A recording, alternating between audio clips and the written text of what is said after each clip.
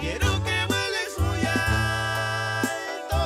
Jamás haré que te quedes y eso venga. Pero vente contenta.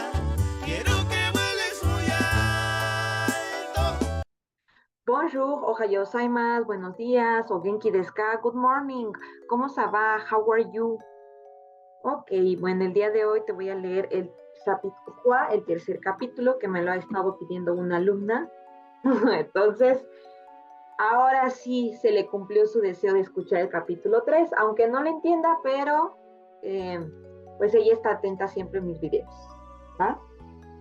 Entonces, pues espero te guste el capítulo 3, no olvides darle like, suscribirte, comentar, compartirlo. Ya llevamos más de 20 followers. Me dio muchísimo gusto ver a unos niños que yo les ayudaba y son hijos de una amiga de mi mamá. Ya van en la primaria, si no me equivoco, ya van en la primaria. Los jovencitos que yo les ayudaba y eran muy chiquitos, muy niños, muy bebés, casi cuando yo los cuidaba y cuando yo les ayudaba a hacer sus tareas. Entonces me dio muchísimo gusto que de verdad me hayan hecho caso de suscribirse. Y pues aquí estamos, ¿no? A la próxima.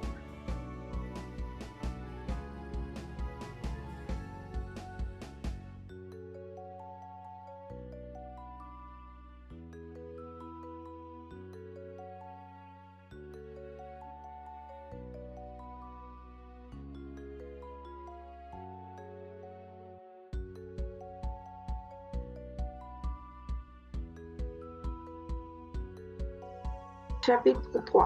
Un étrange individu. Pendant toute la matinée, Cécile a bien du mal à se concentrer. Elle est distraite. Elle se lève les yeux au ciel. Elle imagine le visage de l'inconnu qu'il aime. Le professeur d'anglais l'attire de sa rêverie.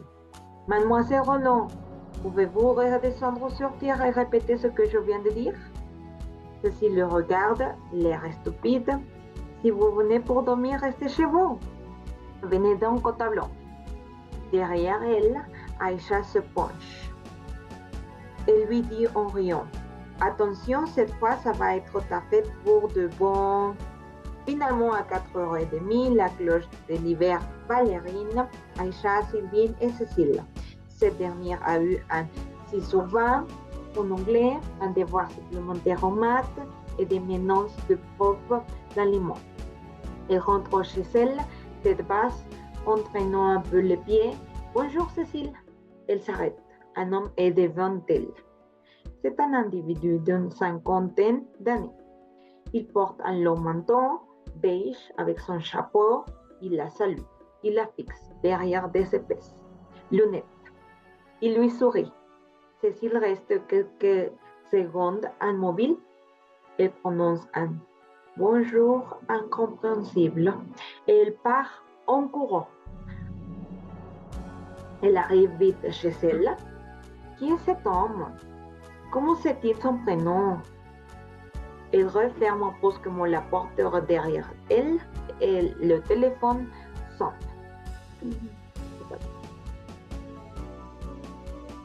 Ce sont ses parents. Sa grand-mère doit être opérée et ils sont obligés de rester à Nice encore un jour ou deux. Madame Roland est inquiète pour sa mère. Pour sa fille seule à la maison, Cécile la rassure, mais quand elle rapproche, elle est angoissée. Elle est seule. Elle est seule et tous ces mystères viennent subitement lui compliquer la vie. Cet homme, que lui veut-il? Qui est-ce? Comment connaît-il son prénom? Et sa photo à la télé? Est-ce que c'est un amoureux, comme le dit Sylvine? Et si c'était cet individu étrange?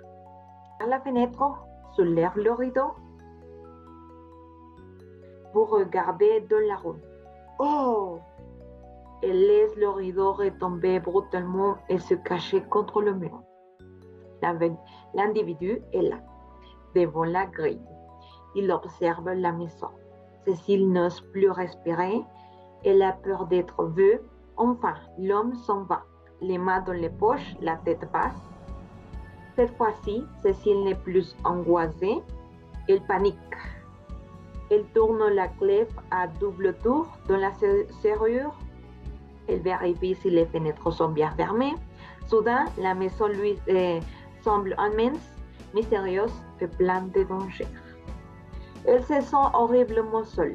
Alors elle allume la radio, elle passe de la cuisine au salon, du bureau à la salle à manger. Elle monte dans les chambres, dans la salle de bain, au premier étage pour s'assurer qu'il n'y a personne, que tu es normal. Ring, ring. On sonne à la porte. Ah, qu'est-ce qui va passer? Oh mon Dieu, mon Dieu, mon Dieu. Bon, j'espère que vous avez aimé le chapitre 3. ¿No? C'était très intéressant. ¿No? La historia se pone cada vez más interesante, más de misterio. Esperen el siguiente video que les voy a traducir de lo que se trató el capítulo 3. À la prochaine, mes amis. À bientôt et bonne semaine. Matinée.